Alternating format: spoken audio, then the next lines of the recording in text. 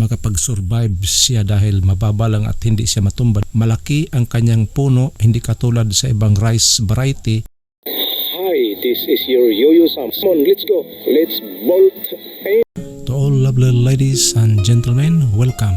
Sa umagang ito, ang ating pag-usapan ay ito yung rice variety na Triple 2. Ang Triple 2 ay isang uri ng palay na good for 3 months lang siya. At yung puno niya ay malaki ang kanyang stem nodes at saka yung dahon, ganun din. At mababa lang. Pwede siyang itanim sa whole year round cropping. Pwede siyang gamitin dahil mababa siya. Kung doon naman sa first cropping na malakas ang hangin, makapag-survive siya dahil malaki ang kanyang puno, hindi katulad sa ibang rice variety na mga maliliit ang kanyang puno. Ito malaki. Sa pag-top dress naman sa rice variety na Triple 2, within 45 days pwede kang mag-top dressing upang makakuha siya ng sapat na nutrients upang maganda ang kanyang kinalabasan sa bunga. At pagkatapos sa pag-top dress, pwede mo siyang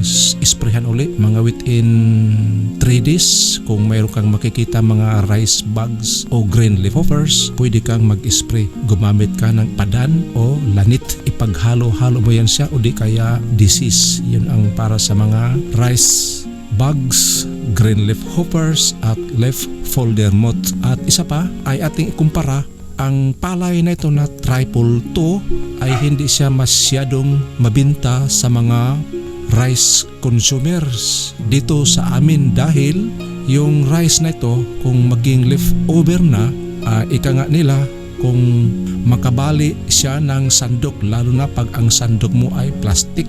Kung leftover na ay matigas, hindi katulad sa ibang rice variety, kahit leftover na siya ay malambot pa rin. Ito ang katangian ng rice greens. Kung maging bigas na, maputi siya at hindi masyadong malasa, at kung maging bahaw na ay matigas, hindi katulad sa ibang rice variety na malambot at malasa. Ito hindi siya malasa at parang luma na dahil mabukas siya. Maganda to siya ibenta doon sa mga restaurant dahil hindi sila logi sa kanilang sinasaing, at doon naman sa restaurant hindi na pinapansin ng lasa ng bigas at mabinta to sa mga mayroong restaurant.